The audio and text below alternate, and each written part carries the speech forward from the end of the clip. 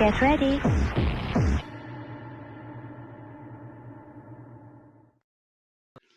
Hi, welcome back. My name's Kaz Riley. This is Trancing in the Sheets, and today I have with me the very wonderful Dr. Brian David Phillips. Now, Brian is a professor of English, he's a PhD, he's a world-renowned hypnotist, he's got more different programs out there than I could possibly even mention. But today we're going to talk about the Vicarious Experiential Process and how that can be used in various ways. So thank you so much for coming on Trancing in the Sheets, Brian. Okay, I'm very happy to be here. And I'm not even lying this time. I hope not. So the Vicarious Experiential Process, what on earth is that? Vicarious Experiential Process is essentially deep trance modeling. But I call it Vicarious Experiential partly because I work with experiential trance. Mm-hmm. And experiential trance is essentially when you're hypnotizing people and they actually feel things and see things, they experience it as if it's real, as opposed to what some people think of hypnosis and trance is just, I'm so relaxed. Mm. It's not just about relaxation, it's about full-on experience. Vicarious experience is when we watch someone do something and we feel so engaged in it that we become attached. Mm-hmm. When you're watching a movie and you get connected to the story. I teach at a university. One of the courses I teach is literature and film, and we examine how filmmakers adapt novels. Mm-hmm. When you watch movies, there's these things called TJMs, tearjerker moments. Hollywood, well, not just Hollywood, good filmmakers anywhere, mm-hmm. They know how to craft a film in such a way that at some point you're going to cry. Okay, Pixar, Disney, they have moments that are designed to make you cry. Mm-hmm. And that's because you get so involved in the character, emotionally invested, that you have an emotional moment, okay? Vicarious experience is when we're so connected to what we're watching, we connect to it. You've got things, your brain, your mind sits in your brain, and you've got these things called mirror neurons. Mm-hmm. And mirror neurons fire off when we're watching something and we're concentrating, and we learn from it.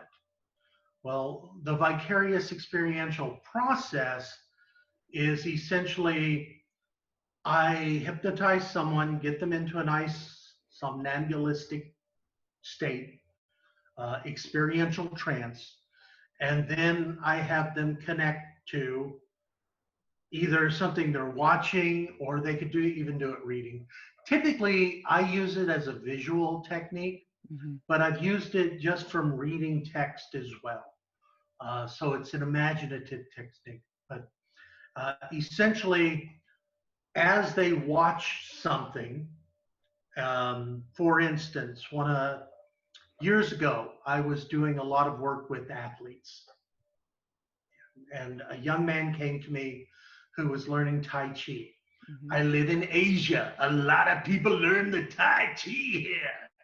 Qigong and Tai Chi. And one thing about Tai Chi, when you're learning it, you're memorizing these moves and you're doing them over and over.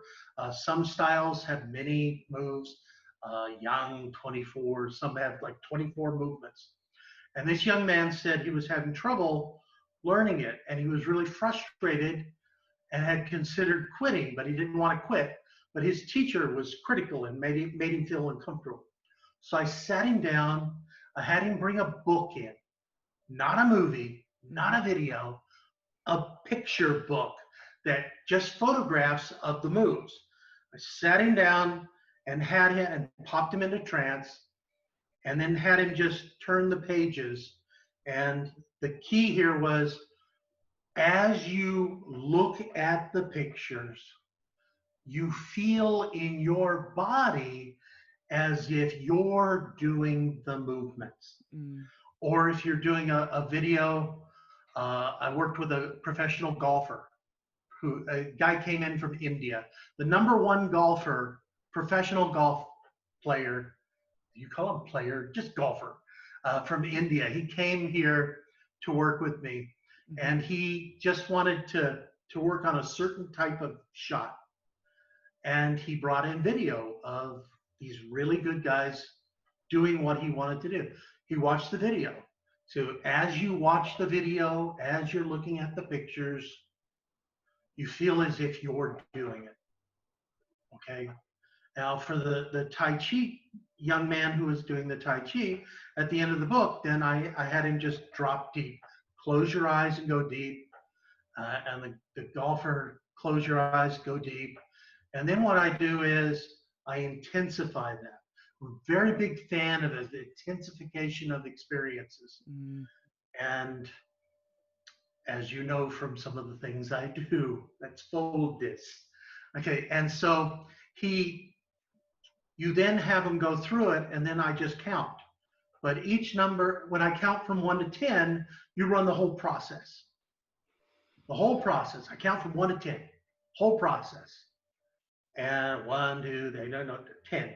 And he does the whole process. And then you count again. Mm-hmm. Except this time, each number I say, it's the whole process for each number. Is it 1, 2, 3, and so he's done it 10 times. Now, each number I say, I'm going to count to 10. Each number I say, it's 5 times. You're running it 5 times. Because the cool thing about your mind, not just your mind, actually, it's anybody's mind. But oh, I felt so special cool then. You are totally special, exactly like everybody else. But you can intensify your experience. Time is an illusion, especially when your eyes are shut and some incredibly handsome fat guy is telling you to imagine things. And so you lose objective time. It's all subjective. So each number, 5, 10 times, and then 50 times, and then 100 times. And if I'm feeling especially cruel, each number I say, you do it infinity times. Now, objectively, you can't do that because there's no such thing. But the mind, okay, I'll just do that.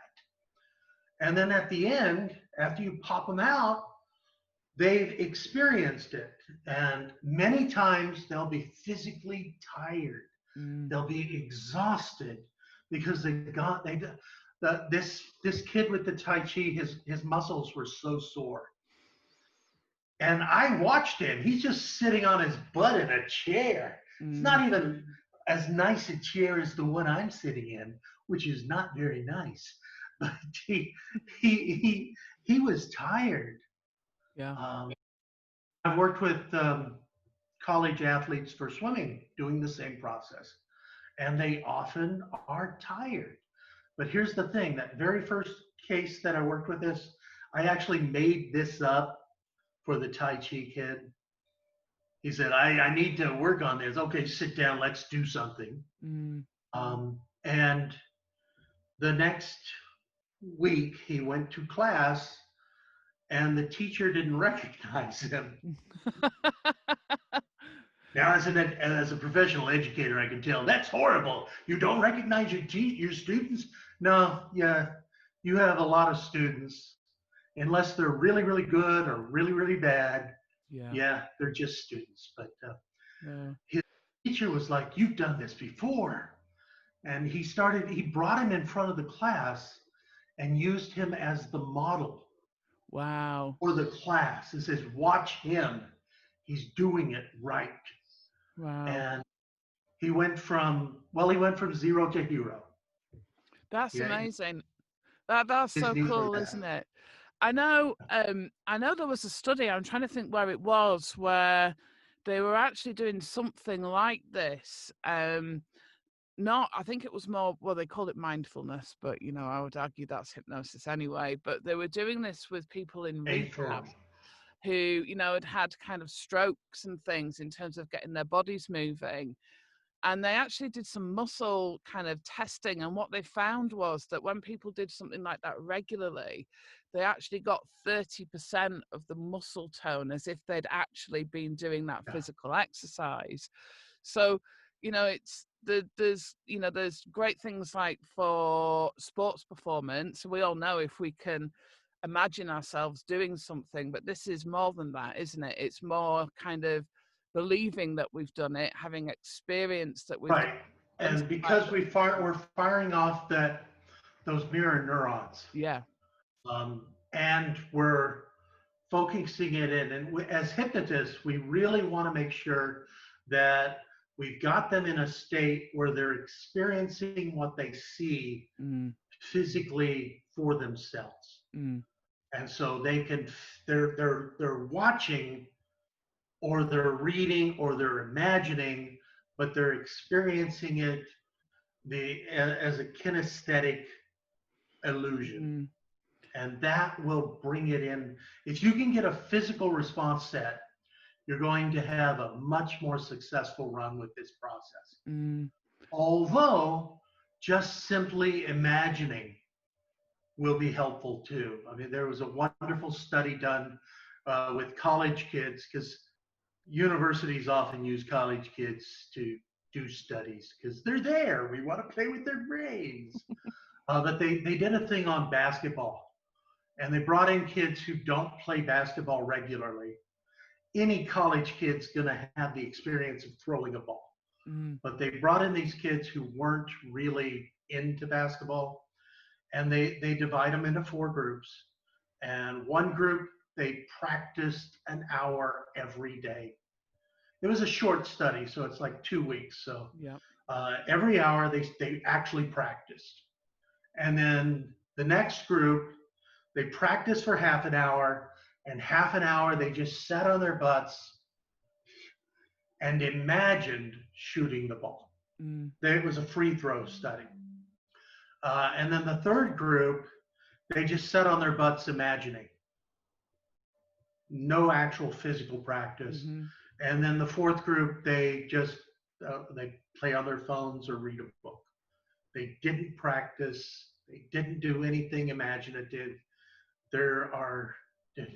What they found was the group that did nothing, they actually improved the least. Amazing. But the group that imagined, only imagined, they improved the second worst, because they're not doing anything. You can't get better at a skill if you don't physically practice. But it was the kids who did half an hour of practice, physical practice, half an hour of imagination, they improved the most. But they did find the kids who just sat on their rears and did not touch the basketball, that they actually had muscle changes. And that shows you something's going on. No, you're not going to become an Olympic athlete just thinking about it. No. If you actually do the work plus the imagination work, you're going to improve more quickly. But that's the interesting thing about that, is it's the plus the imagination work, isn't it? You know, because actually that's better than just practicing and practicing and practicing, because I guess then the modeling is there of where the practice is going almost, isn't it, by imagining it, where if you're just doing the same thing over and over and you're not doing it in the correct way, then you end up kind of you don't improve necessarily, you just get good at doing it the wrong way, don't you? That's kind of you genuinely do need physical feedback and experience so that you know whether or not you're doing it right. Absolutely. And of course, for the imagination bits, for this process, you're using video or photographs. Probably for sports, you're going to use video. That's better. and you're modeling people who are very good at it. So you don't have an Olympic, someone who wants to be a great swimmer, bring in, this is my cousin Carl. This is when he almost drowned. Let's model that. No, you bring in Olympic athletes who do the moves perfectly well, and you model them, and you push yourself, and you make sure that they can feel in their bodies those movements. Okay. Which, of course, this process, for some of your regular viewers and listeners, this process doesn't sound particularly helpful in the sheets. It is. That's the thing. It truly is, because it's also about having an experience that perhaps you don't necessarily want to do physically at first. So you want to maybe try something on for size. It may be that if you've got a performance issue sexually, or you've had a problem, that you can use this process to kind of get in the mindset of somebody that, say, is orgasmic or doesn't have erectile dysfunction, or even things like somebody that's feared touch or intimacy, that's been very closed down. I know, as you were speaking, actually, I was thinking even things like ASMR, which, is about watching something. Often there's lots of kind of hair touching and things going on. It's not even sexual, but it's about that kind of connection and touch that, will trigger off that mirroring response, those mirroring neurons, to kind of get this kind of thing. So there's so much, really, isn't there? I mean, I know you have used this. I mean, even right down to having the Vicarious Experiential Orgasm machine, I believe, I think is in there as well somewhere, isn't there? Yes. Or Yeah. Yeah. Oh no, I haven't. I didn't think of it. You're not making stuff up in your head. No. So maybe that, I thought, well, maybe that was just wishful thinking, perhaps. Well, no, it's a little bit of both. It's wishful thinking, and yeah, we do it. Actually, when I teach live seminars, I'll ask people to, they'll do a bit where you think of a sexual skill that you would like to improve yourself at. And you can use this sort of process to run yourself through the process. And you can connect that to physical responses. I said earlier that you really want to make sure that they're feeling it in their body. And when you're doing that for sexual responses, you can feel it in your body. And so you can guide someone and they can have a full-on orgasmic experience. But you can also help people who are having trouble with having those feelings so that they can reconnect to it and have those experiences again. Of course, you can use this. I think the vicarious orgasmic experience, most often people would know it from, I have a video on my YouTube channel where I have a young, I like to say young man, because he's only a few years younger than me. And he's seated at a table, and I've got a computer in front of him. All right. And I said, I have a special video just for you. Some of your listeners obviously will be familiar with porn, because some of your listeners are dirty old men. Okay. No. Because they're adults and they're human. So human adults, we enjoy porn often. Some people will say, I never watch porn. Okay, don't watch porn. You've missed out on so much. But I have this loop that I made of some POV porn, point of view porn. That's the kind of porn where they have the camera. They have usually it's a male performer, and he's got a camera on his hat. Yeah. So the viewer, they see it from the viewer, that person's perspective, and then the other person is doing things, interesting things to parts of their body. And I just had this clip of about, it's about a 5-minute clip with maybe 100 ejaculation shots. In porn, they call it the money shot. Mm. And so you pop him into hypnosis. What you see on the screen is happening to your body. And because he's seeing it from a first person perspective, it's much easier to get into it and feel it as if you're feeling it. And you feel it. And the penis you see, can I say penis on your YouTube You can say channel? whatever you like on here. Well, I would never use words like cock, so I'm just going to say penis. And so the penis you see is your penis. And that's important, actually, the vocabulary. You want to use vocabulary that the person you're working with is comfortable with. Mm. And so I've had people who are uncomfortable with graphic language, so you use penis. And there are people who are afraid of penises, so you say, your special thing, whatever they are. Whatever it is, No, yeah. Assumptions, though, about the words, though. I worked with a woman who was in her 60s, her late 60s, and I said, do you prefer that I say vagina, special place, or pussy? And she said, no, just say cunt. Mm. Okay.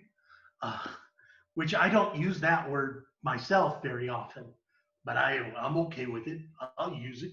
Yeah. But because he's in trance and the view is such, he's popped in. And then I don't know if you've seen this particular video, but you can see he's getting overloaded because many men, some but not all men, some but not all men, one climax is enough for them. Mm-hmm. Climax, I need to roll over now and take a nap. And you can tell he's doing it. He's like, ooh, and then here's another one. And eventually he begged, please turn it off. But he felt that. Mm. Now, if you're working with someone therapeutically, you're probably not going to do a loop like that. But you can do a loop on other parts of that. Mm. Okay. And yeah, I do have a video from the female perspective as well. Okay. Now today, I actually have a loop where you can get even more engrossed in it. Mm-hmm. It's not just a flat screen. I have two loops. VR. So you pop somebody in one of these and then see what happens. Now this, of course, if you have athletes and things like that, you can do that too. Mm-hmm. But always remember which video you're showing them. So if you've got an athlete coming in for, okay, show me the tennis, and then you show them the wrong tape, they're either going to be really, really have a special experience with you, or they're not going to be happy. No. No. Recreationally, you can use this process. You can do it with your special someone. Many couples watch adult entertainment together. And many couples where at least one of the people in the couple that are hypnotists, they do special things. Yeah. And you can do that with the video. Yeah. I know you're a big, when we say this as well, we're always talking about consensually. I know you're huge on consent and ethics. So just in case anybody's thinking, oh, that's a good idea, even if it's your partner, you still have to have consent.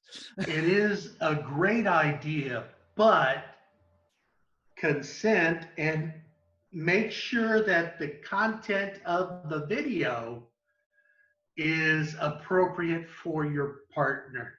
Okay, this is important.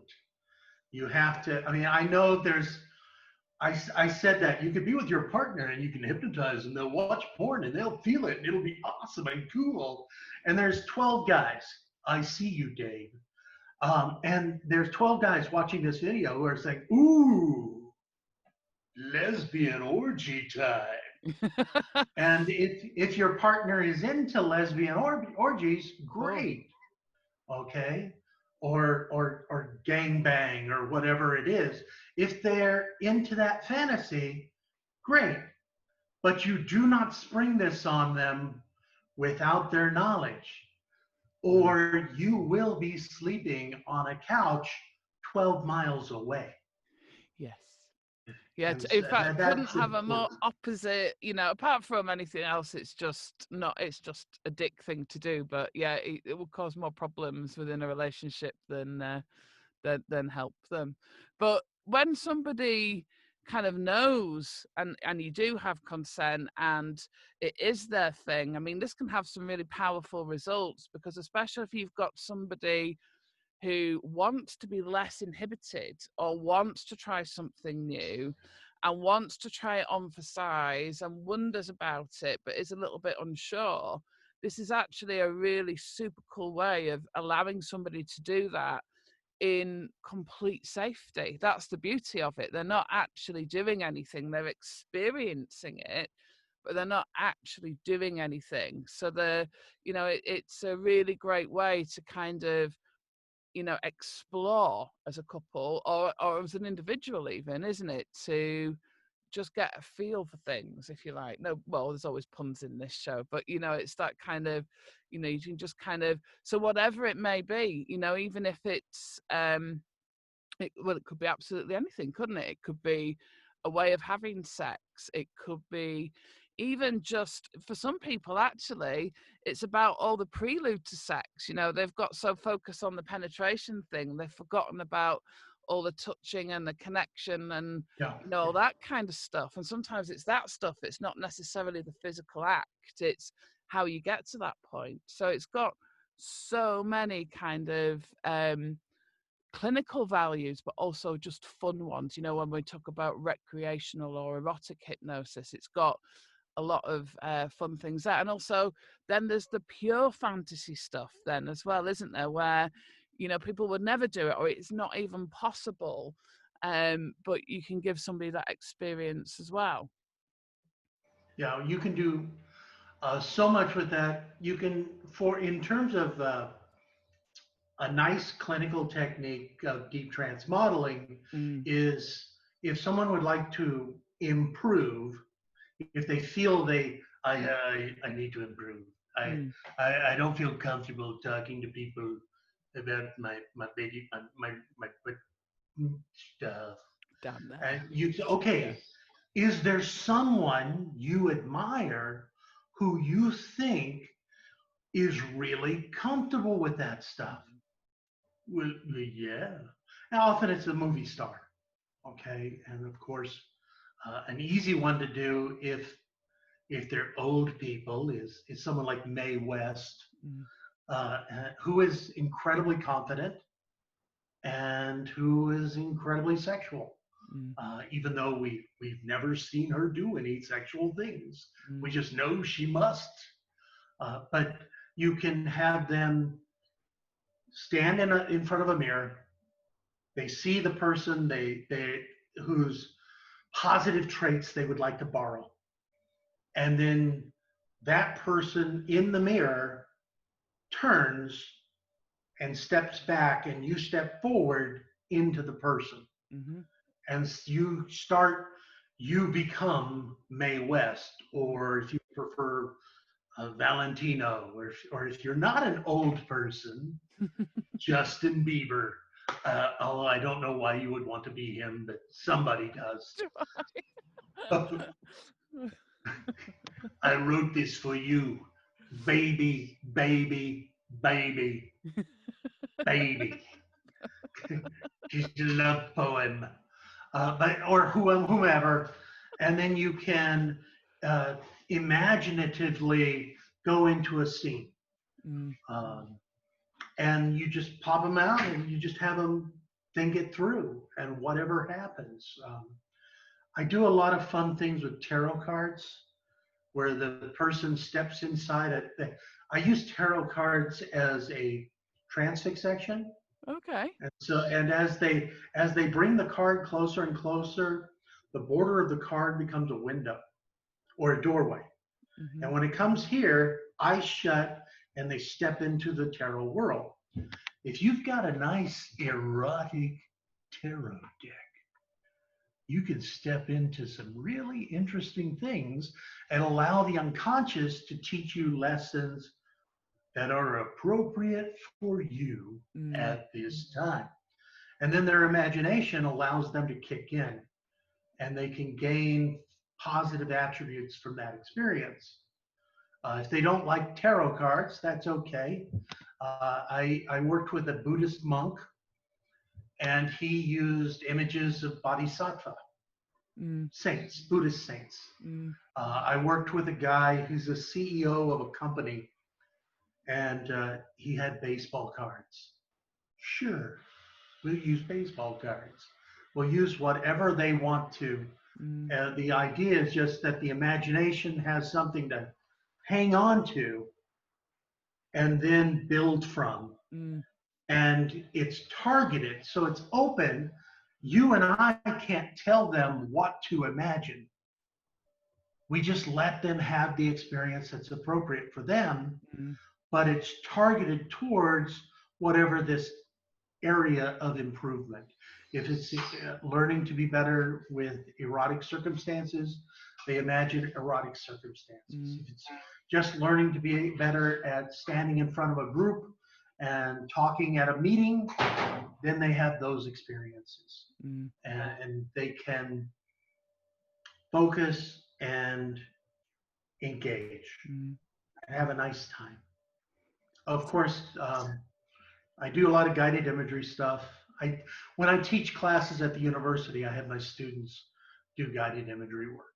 Um, and I also ask them to create their own guided imagery, Mm-hmm. which essentially is guided imagery. You have closed and open guided imageries. Closed is where you and I, we just tell them what to imagine. You're walking through the forest, and in the middle of the forest, you see a clearing, and there's a statue of an incredibly handsome, fat, bearded man. And you say, "Ooh, that looks so interesting," Mm. or whatever you want to do. Please don't have that imaginative experience. It's creepy. Okay, but uh, so you can hook it in. I have them do that where they guide the chant, and then you just say, for the next few moments, which is all the time you need, you'll enjoy this Mm. however you wish. And they do whatever they wish. And then you bring them back. Yeah. And for couples, you can do erotic guided imagery. And remember that experiential part of experiential trance, the somnambulistic experience? You can have some really cool stuff. Um, go to space. You are probably not going to space in the next 10 years. Sorry. I don't know. Maybe you're incredibly wealthy and you're just going to give, here, Mr. Virgin Airlines, put me on your space flight. But most of us aren't going to space. Okay. We will live and die on this planet. Mm. But you can imaginatively go to space. And I've worked with folks who had some really cool Mm. zero gravity sexual experiences with aliens. Okay, some of your listeners probably know the word hentai. And some of your listeners don't know what that word is. Is that like a kind of sushi? Sure, sure, it is. Let's just, you, you don't Google it, just assume it's a type of sushi. Hentai, sushi. But tentacle porn, okay? Mm. And I mean, an alien who's got 12 long penises and they have sex in all those experiences. Mm. And it was very imaginative. And, or someone who they get wings, I assume you don't have actual wings. And if you did, they're probably vestigial and you can't fly. But in hypnosis, you can have these huge wings and you fly. Mm. And if you're doing erotic work, you could have these huge wings and you're naked and they fly and you meet your special someone and you have sex in the air while flying, Mm. which I would think would be difficult, It would. but It they would do require it. a lot of concentration. Go to the Mer City under the sea and you can meet Yeah. mermen and mer women and mer in between and mer everything and have incredibly interesting experiences. That's Absolutely. not physically possible for most of us. Most of us don't have the money to go to Atlantis, sadly. But evidently, some people do. But you can do all sorts of cool stuff It and is. have. And when you see people when they do this, when they kind of go through this process as well, and it is like a really cool experience because it's like they, they will it's all happening in their minds, so it can be whatever it want, things can take twists and turns as their imaginations kind of come up from it. But usually what it does is it kind of opens their minds to other things that you can do in real life and that they could Yeah, experience and they could be open to. Because interestingly, I know sometimes when you ask people what is it they want from their sex life, what is it that they need, they don't know.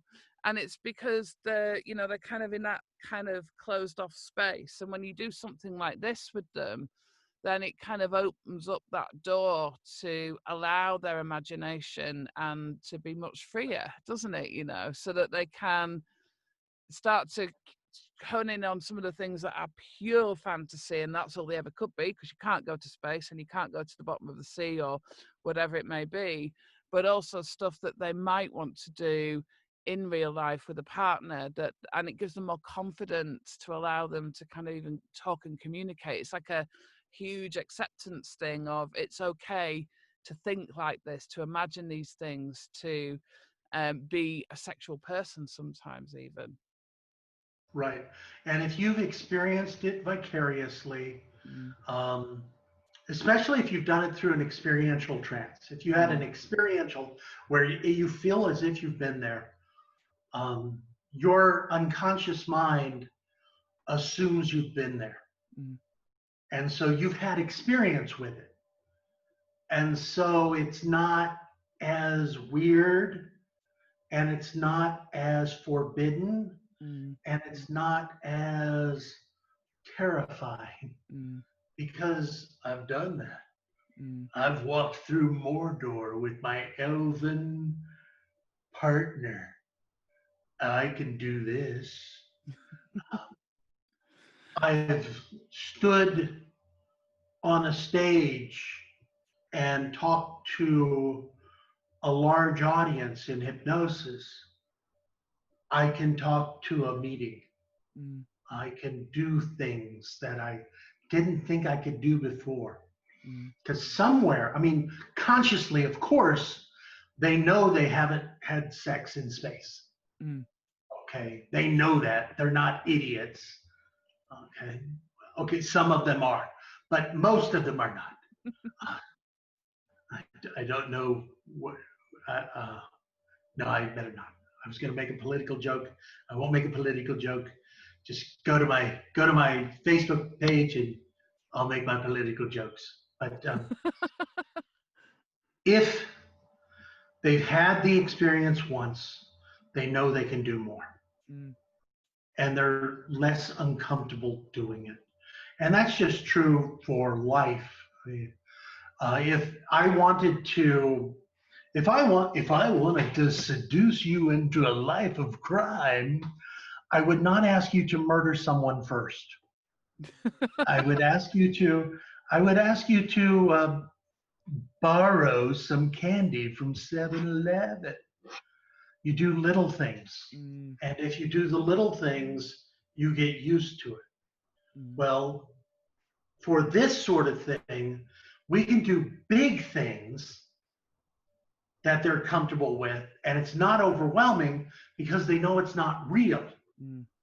But because they've done it in hypnosis, their foot's in the door. It ain't coming out again. No. It is forever stuck in that door. Well, and this they'll is just why, isn't it? Even if we're not kind of using it in this way, you know, using hypnosis in this way as of a kind of a vicarious kind of experience, but we do future pace, or hopefully, you know, when yes, we're doing something, we're future pacing people.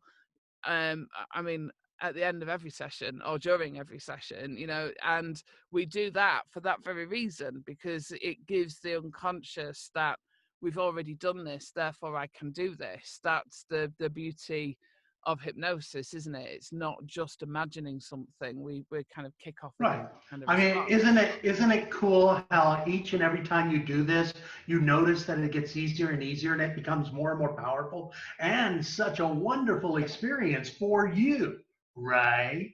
Yeah.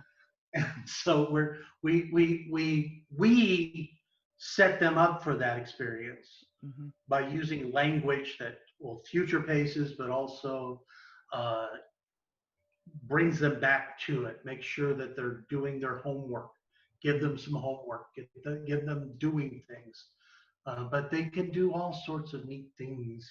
And because it's experiential, they can play with it. Mm. I strongly encourage folks who use these sort of processes. I mean, obviously, the first few times they do it, they're going to work with you. I mean, they're going to work with a hypnotist who is trained, who knows what they're doing. Mm. Now, an untrained hypnotist can do this stuff, Mm. okay? It's not rocket science, but if you're an experienced hypnotist, you already know the little shortcuts to make sure that they're there where they need to be, Mm. and that they're safe, and that they're experiencing it at a level that is helpful for them. And then make sure you give them the reinduction triggers so they can do it themselves, Mm. and that they can experience it on their own. Mm. And then they can do that stuff. They can play around with it. Folks can get, I mean, they can get recordings. I mean, um, many of us sell recordings. Buy my stuff. And please, I don't use that voice on my hypnosis recordings. Thank goodness. Breathe in, breathe out, relax, damn it. Why aren't you relaxing? Hello. But I saw a stage show the guy did talk that way. It was absolutely beautiful. I think he just scared them into trance. Breathe in, breathe out, relax. And Very they were angry out. hypnotist. Whoa. They were big bikers in a biker bar, and they were out. But recordings are great. And some people get a lot out of the recordings, but some people don't, Mm. because they really miss out on your instructions on, you really got to follow the directions. It's not magic. Mm. It is magic, but we tell them it's not. And we know that I'm not hypnotizing you. I can't hypnotize you. I'm just telling you stuff, and you do it. And then I take the credit. But you're the hypnotist. I'm just the guide, the facilitator. But if we can get working with them in person, it's going to be much more effective. Mm. Although right now we're not working with that many people in person. No, Um, but we can do it like this, you know. yeah, and so you can do online or do it with Yeah, one of these. yeah, And absolutely. there are some social VR sites now, and I've met a few folks who are doing hypnosis trainings and sessions in VR. Mm. Uh, I know VR actually has really taken off within the hypno kink community. You know, yes, that's what there is a huge kind of uptake of the use of VR, of, you know, all kinds of different scenarios and things, which is it's kind of interesting actually. You know, there's some cool ideas out there. There always is in the hypno kink community. Some interesting and cool ways of using hypnosis.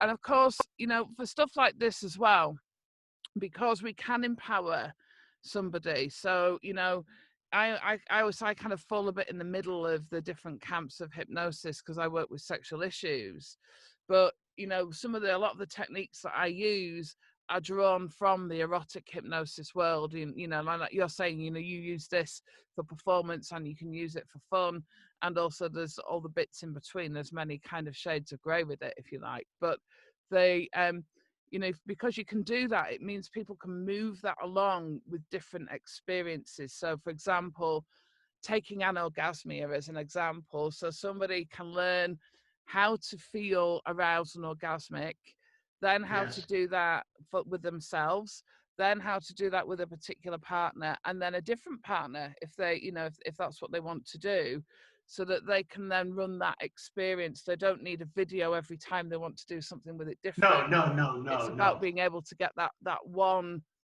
physical You use response and that then as being a able to move it. that's a kickstart. Mm, So that just gets you started and gives them a rack to hang their hat on. absolutely. So Yeah. they have a frame of reference, and then you move them forward.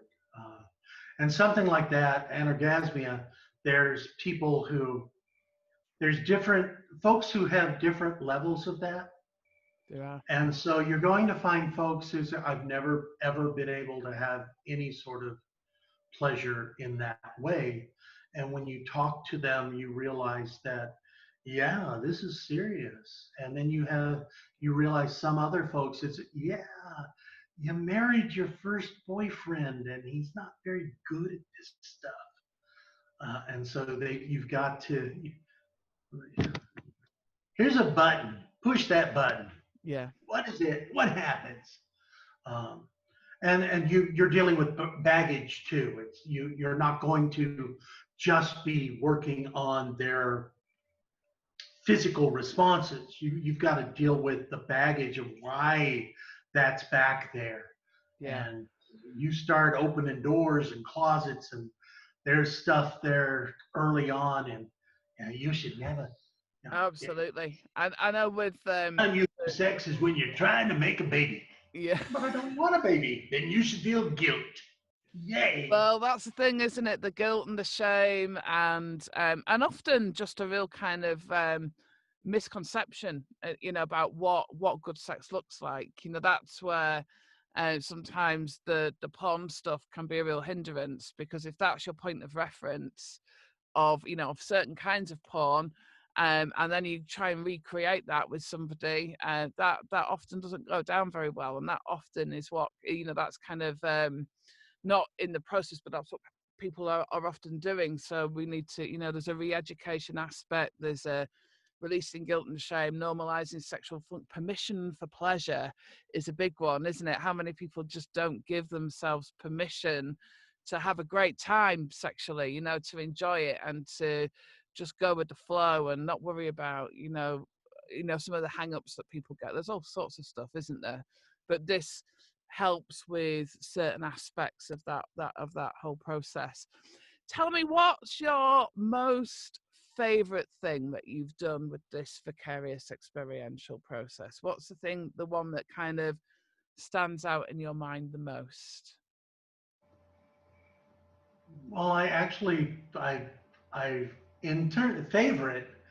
I really, really, really get a kick out of it when I do seminars and I throw someone in front of a video, because 9 times out of 10, the students have no idea what I'm going to do. Mm. And they just know it's going to be erotic.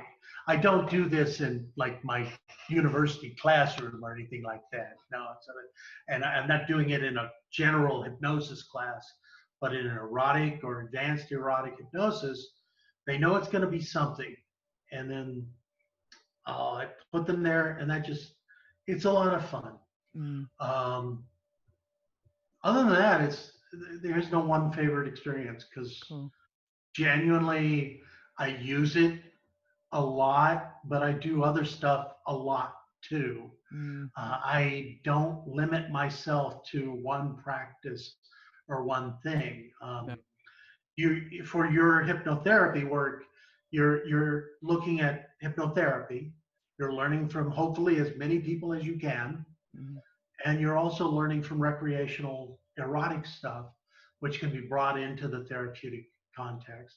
For me, I tell my students, don't just learn from me. I mean, there are folks who will take any, if I open a class, they're going to take it. So, yay. But they're also taking classes from others. And I tell people, don't just learn from me. Don't use my voice because you will fail at it because it's creepy and weird. Don't use my humor. It's my humor. Mm-hmm. Develop your own style based on who you are, and then learn from as many people as you can and read as many books as possible.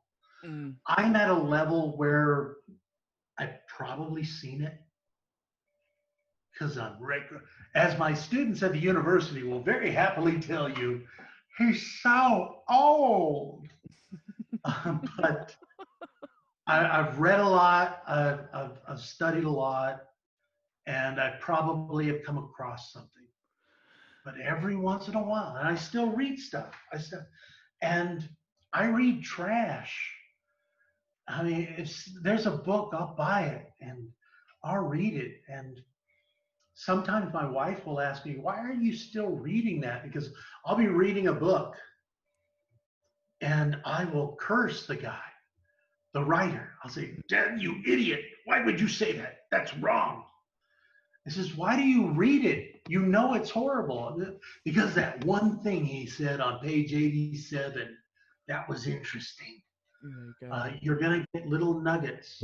But don't just read hypnosis stuff. Don't just read psychology stuff. Read stuff from, I like to read stuff from magic. Mm. Magic is awesome. I particularly like certain types of shamanism from Northern Europe. Mm. And I look at that stuff and I think, how can I use that? Hypnosis is not magic, but it is. It seems very magical. It can be quite magical, isn't it? You know, it's not magic, but it's magical. Maybe that's Well, a lot of the really good magicians with a K, uh, they talk about belief Mm. and will, and it is. It's, I mean, if Mm. you read Aleister Crowley, it's about belief and will. Mm. And it's not Wingardium Leviosa. Oh, I'm sorry. If I use that spell, I have to have a wand. Wow. Wingardium Leviosa. And things don't float. Oh my God, it's floating. Yep. But it's about belief, Mm. about your transformation. Mm-hmm. I like Carl Jung's work. Mm. Because I am probably a masochist. No, because he talks about, I don't know if you know Jung, but one of my favorite book by Carl Jung Mm-hmm. is Mysterium Connexionis, which is about this thick, and humans should not read this, but I had to read it in one of my PhD classes. Mm-hmm. My classmates hated it because it's alchemy. It's medieval alchemy. But when Jung looked at it, he said, but medieval alchemy, when we look at things where the alchemists were trying to transform lead into gold, Mm-hmm. that's not about chemistry. It's about taking the prima materia, the primal matter of the mind, and transforming that sludge in your head into gold. You're psychologically transforming yourself into someone or something better. Mm. And we do that. That's the Absolutely. magic we do. We take a sludge mind and say, okay, let's clean that out there. And within that mind as well, it's kind of pulling out all the gold nuggets, isn't it? It becomes shiny and but still malleable, which is really cool as well. It's not like that, it's set once you're there as well. You can kind of can be then molded how that person wants to mold, but it's kind of free of the sludge. And it's I like that metaphor, kind of, yeah. But no, there's some great, I think all of my students, I encourage them to learn from as many people as possible. And the other thing, of course, is not just to read the books and get the information, but it's to experiment with it and play with it and Right. You can allow get a yourself to kind of give things a go. And it's the I wonder if you can, and then try it out and see. And that's how we kind of move things forward as well, isn't it? I know I said to you before we started recording to this, there's many of your techniques that I use, but I don't use them necessarily. I've kind of taken them and then added something to them, or played with it a bit, or applied it to something well, you else. have you should. You And should. that's how I think. That's what I tell my students. Don't just do what I tell you to do. Take this information and go and make it yours, and do it in the way that works for you and your clients or your playmates or whoever. In class, do it the way I said to do it. Yeah. But don't just learn step 1, step 7, step 18. It's not rote memorization or rote process. You need to practice this so that you learn the underlying processes. And then you realize when you're working with someone that I don't need step 8. That's just bullshit. Mm-hmm. I'm going to do this thing. And you start playing around. You realize you don't have to do everything, and you can add some other cool things. Well, that guy was doing that one thing that was really interesting. I think I'm going to borrow that. Yeah, it's mine now. And you get it in there. You Absolutely. play around. I mean, And a good you example of have to be that willing to play. is saw your process of the folding orgasm, which is a really fun process. And what we did with that was we took it and we attached it onto an infinity cube, the ones that Yes. that kind of came out last year. So and we weren't always using orgasms. That's a fun thing to do, but we were doing it about intensifying feelings. And of course, because it's an infinity cube, there is no end to the intensity that you can use it for. And it's just sometimes it's just exactly the same process, just attached onto a different object for a slightly different, rather than it just being an intensifying orgasm. It's that it's just a different kind of, whether that's joy or happiness or arousal or whatever it may be. And that's so that that's a good example of of me stealing your stuff and making it mine.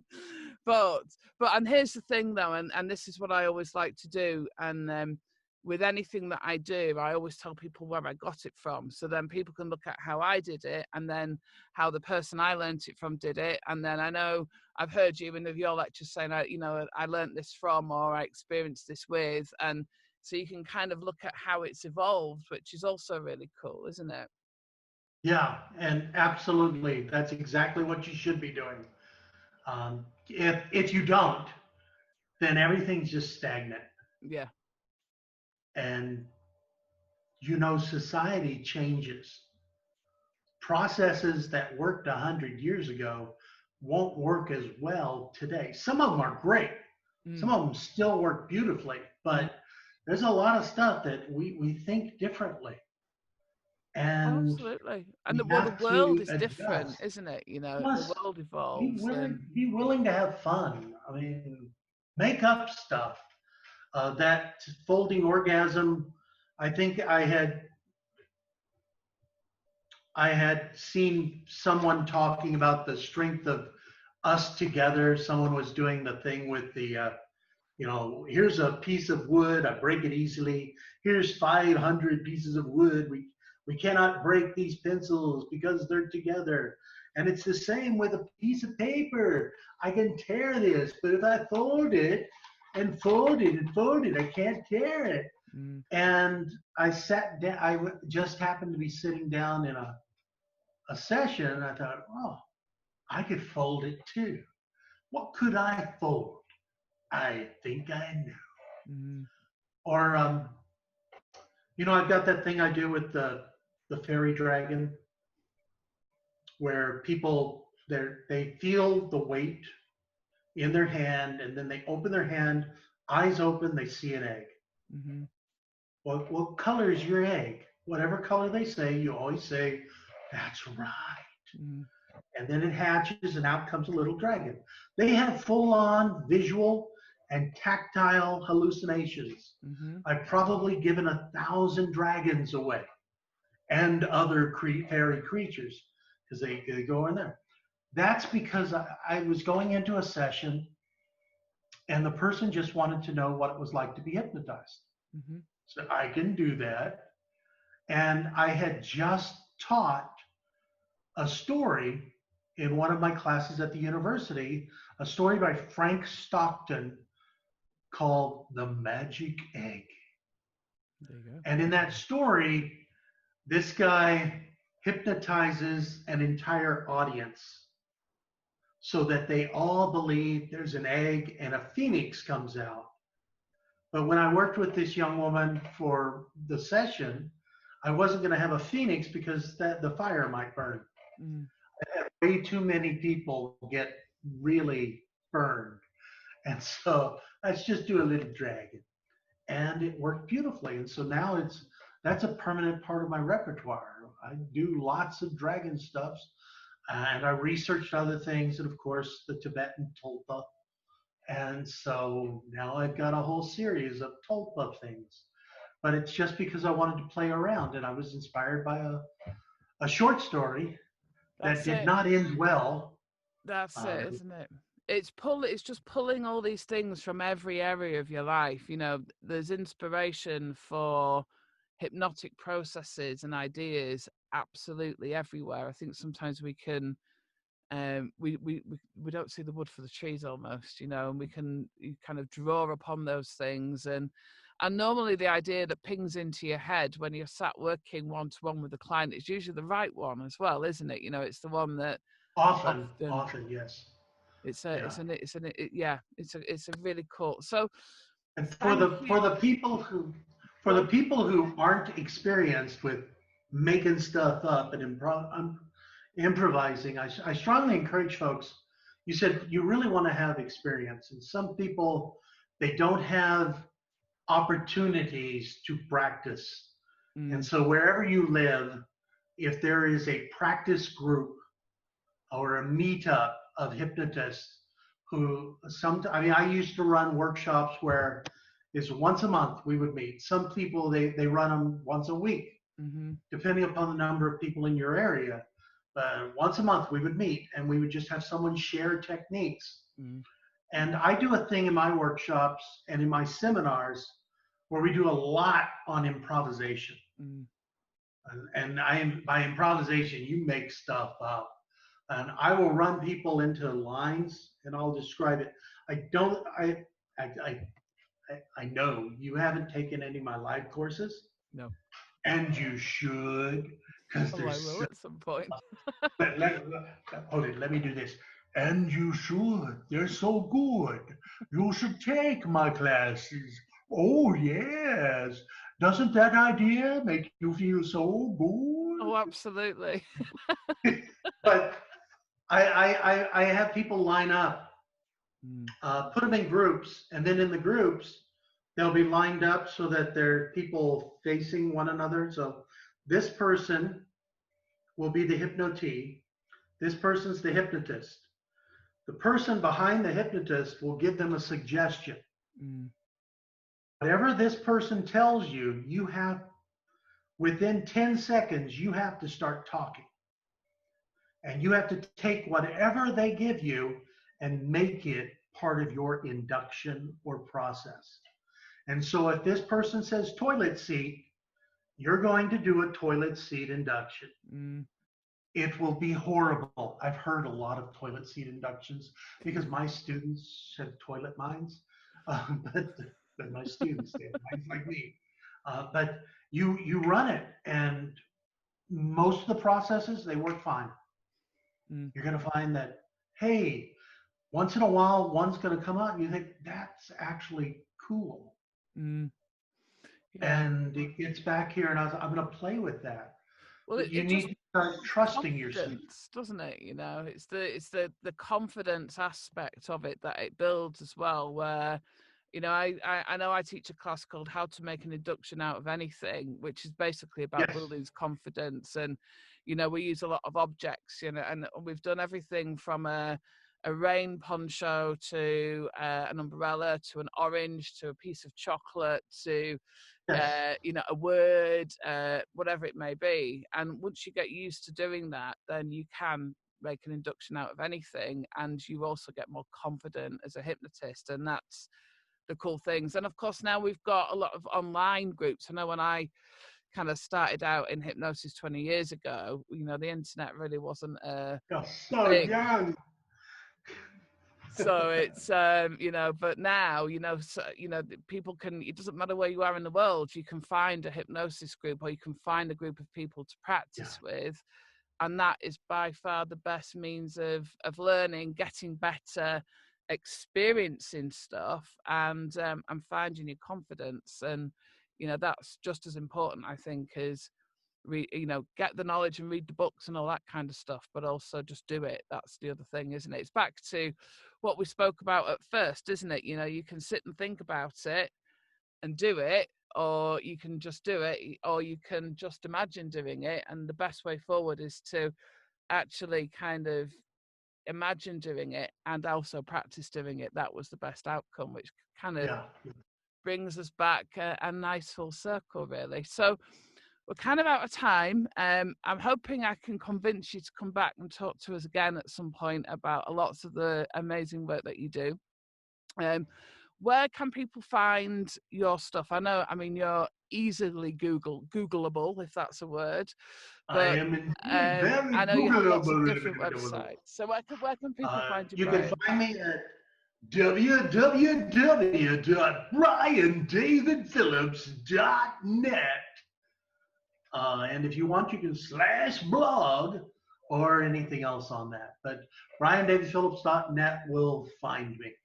Cool. And from there, you can also find me on Facebook, Brian David Phillips, and you can find me on, just find me. Oh, please find me. It's so dark and lonely here. But just Google is your friend. Absolutely. And Just be careful what you Google me with. absolutely. Well, you have lots of cool stuff on YouTube. Oh Anybody, yeah, YouTube so too. there's YouTube's easy. Brian David Phillips. It's there. absolutely, and I mean, you've got a whole host of a massive range of stuff on there as well, which is really I cool. think I've got about, I don't know how many. I have hundreds and hundreds and hundreds of videos on YouTube, Yeah. and it's been there for many, many years. We're So. talking decade. Recently, someone posted a comment that this video is so old. Are you still alive? It's like, if I'm not, do you really want me to reply? That's really fun. The internet is forever, and so I've got. That's the thing. I also know you know, you've got some great bundles of products that are available on your website Yes. as well. You do some amazing deals, and they're all really great, high quality video products, of videos of you actually doing things. It's, you know, they're very experiential in terms of you can watch them and try them. It's demonstrated really well. So you know, anybody that's wondering if they should buy your products, you know, I've got lots of them and they absolutely definitely should. Not that, you know, but, and I know lots of people feel like that. You know, you're one of the names in terms of, certainly within the ethical erotic hypnosis field, your name is the one that comes up as being, you know, the I place think to go that's to. it's very important that somebody be teaching ethical hypnosis, Mm. and I do use my real name. So when I first started teaching erotic hypnosis, actually I don't know anyone who started when I was teaching classes who was using their real name. Yeah. They would use Mr. X or Yeah. Fantasy Master or Dave. But they tend not to use their real name, especially if they did erotic hypnosis shows. Mm.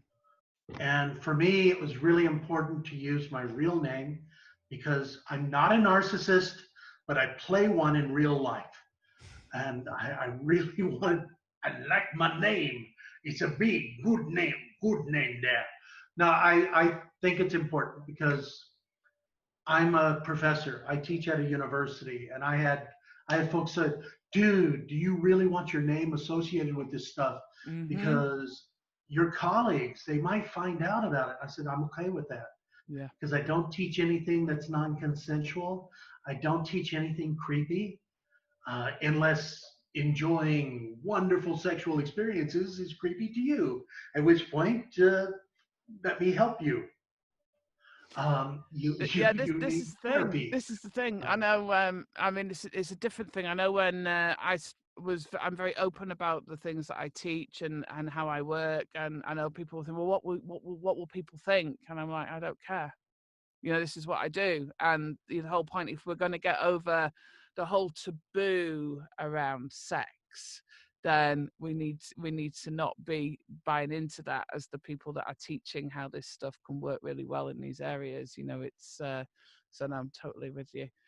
So we'll have I to have a move. really good friend who's a novelist. He's written quite a few Star Trek novels Uh-huh. and talk, and I felt so it was so cool because I've known this guy my whole life.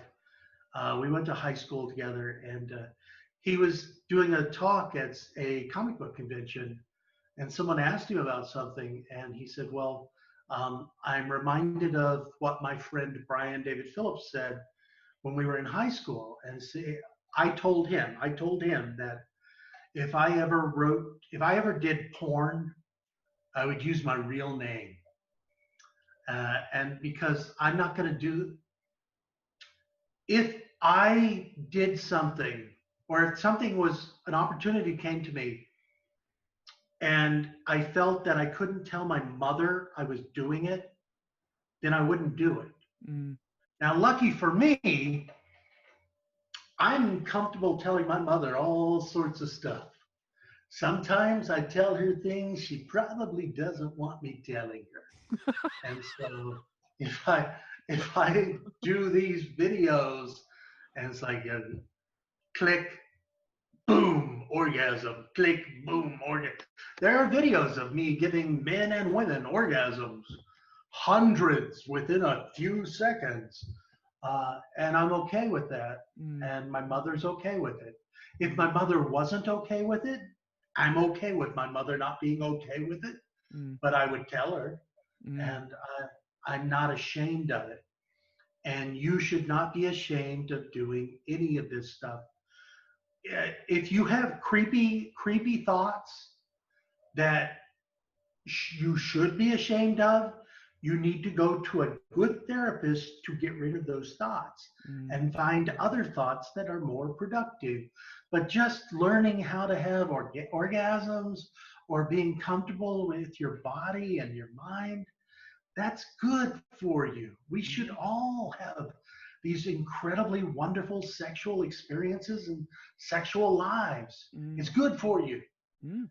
And those poor people I mentioned, some people with anorgasma. I mean, they have this background of very religious upbringing where they've been told that you should feel shame for these thoughts. Naughty, naughty. I said, no, because that's not why you were made. If you believe in the divine, if you believe that we were created by an all knowing, all loving creator, that all knowing, all loving creator didn't make you a sexual being just to screw you over. No. If sex was just about procreation, we'd be more like dogs and just go into estrus, go into heat once a year. Boom, that's all you need. Mm. But we don't. Nope. We're having sexual thoughts all the time. We have, I mean, what the hell, a clitoris? What use is that? Why does a woman need a clitoris? I know why a man needs a penis to ejaculate. You got to have some mechanism, but why do you need a clitoris? It has no function for making babies. It just makes it feel better. Just for You pleasure. definitely Absolutely. Yeah. you don't need an orgasm to make a baby. So No. why are you having orgasms? Stop it. You should feel ashamed of every orgasm. And there are idiots right now who are saying, yeah, he's right. No, that's the whole point. Don't, your whole video is going to be me being all blurry. Oh, but it's An orgasmic be blur. happy. Yeah, yes, Yeah. that's what I'm doing. I mean, just that's happy. the thing, You isn't can it? just turn the audio off and there's Brian David Phillips having orgasms. I mean, that's the thing, isn't it? Our sexuality, our ability to be sexual is actually really fundamental to being human and to our emotional health, our physical health, our psychological health. You know, it's intrinsic to who we are. And even if that means you're choosing not to do it, that choice is part of being human as well, isn't it? You know, it's about, you know, however people want to Oh experience. no, she Oh, you froze. froze. Oh, you came back. But it is Okay. time to disappear. Hopefully, the connection will stay long enough for us to do that. Thank you That so you can much finish for recording. Yeah. coming and speaking to us. And Thank you for having me. It's fun. Actually, this is fun. This is fun for me. Maybe next time I'll have a cool background. maybe. 2 days ago, my computer that I normally use screwed up. So I'm on a different laptop that I normally don't use for this sort of thing. And so I was dreading, but it seems to be okay. It's been fine. You look great. Your video looks great. Good. Yeah. Good. I'm just a fat old man, but you look great. Right. Well, on that note, we shall love you and leave you, so to speak. If you've been enjoying this episode, then don't forget just to check out, subscribe to the channel, ring the ding dong bell thing so we can say hello every time I upload a new video. You can catch me on most social media on @TrancingSheets. You can also email me at kaz@trancinginthesheets. And all the links to Brian's stuff will all be in the description below. So we'll see you next time, and thanks for watching.